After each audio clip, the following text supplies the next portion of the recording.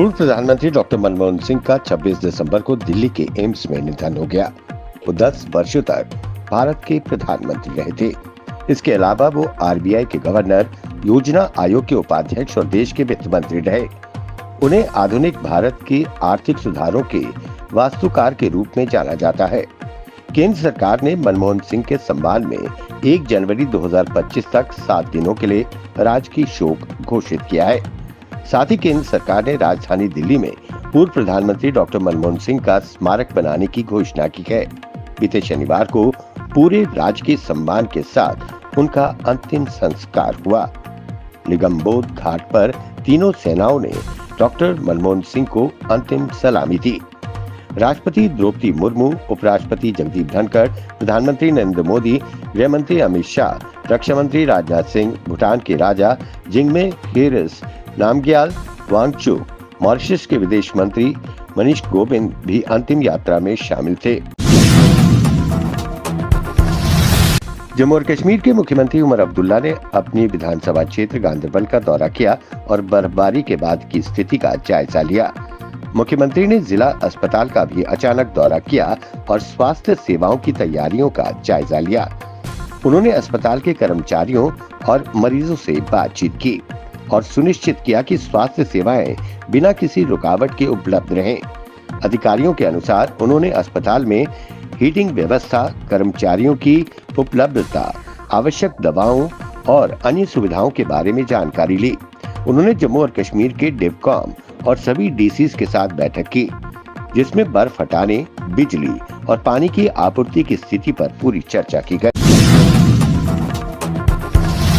Ropeway परियोजना के खिलाफ कटरा में हड़ताल शनिवार को चौथे दिन में प्रवेश कर गई, जहां प्रदर्शनकारी पुलिस द्वारा कटरा में हिरासत में लिए गए कई लोगों की रिहाई की मांग को लेकर भूख हड़ताल पर बैठे हैं। श्री माता वैष्णो देवी संघर्ष समिति को Jammu chambers of commerce and industries ने अपना समर्थन दिया है और प्रशासन से इस मुद्दे को बातचीत के जरिए हल करने की अपील की। वहीं उप मुख्यमंत्री सुरेंद्र चौधरी ने रोपवे बनाने के फैसले को गलत निर्णय बताते हुए उपराज्यपाल मनोज सिन्हा से प्रदर्शनकारियों से बातचीत करने की अपील की है।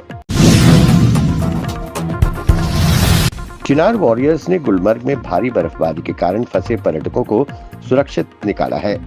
भारी बर्फबारी और तनमर्ग की सड़क बंद हो जाने के कारण टूरिस्ट अपने होटलों में फंसे हुए थे और उनकी स्थिति चिंताजनक हो गई थी।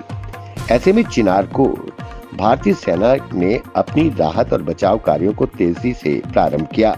सैन्य बलों ने 68 नागरिकों, जिनमें 30 महिलाएं, 30 पुरुष और 8 बच्चे शामिल थे, सबको सुरक्षित स्थानों पर पहुंचाने में मदद की। इसके साथ ही 137 टूरिस्ट को राहत सामग्री प्रदान की गई, जिसमें गर्म भोजन, शेल्टर और मेडिकल हेल्प शामिल थी। रेलवे की महत्वपूर्ण कटरा बनिहाल रेलखंड पर कटरा से रियासी स्टेशन के बीच अंजी खड्ड पर बने देश के पहले केबल स्टे ब्रिज का बीते शुक्रवार को लोड टेस्ट हुआ। कंकर बजरी से लदे 32 रैक वाली मालगाड़ी और 9 टन वजनी 57 डंपरों को पुल पर चढ़ाकर 2 घंटे तक खड़ा रखा गया।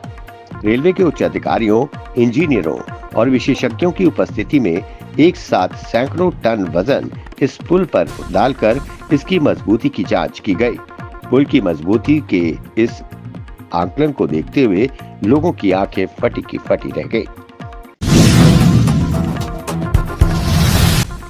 जम्मू कश्मीर में अब मैदानी जगहों पर भी बर्फबारी हो गई। काफी अरसे बाद चिनाब वैली में बर्फबारी हुई, जिससे मकामी लोग व किसान खुशी से झूम उठे। ये खबर डोडा जिले के लोगों के लिए राहत भरी है। गांव देहात में बच्चे बर्फ से खेलते नजर आए और बर्फ हटाते नजर आए। हर तरफ पहाड़ी सफेद चादर ओढ़े नजर आ रही थी। इस बर्फबारी से मकामी लोगों को राहत पहुंची है, जो पानी की कमी और जंगल में लगी आग से जूझ रहे थे।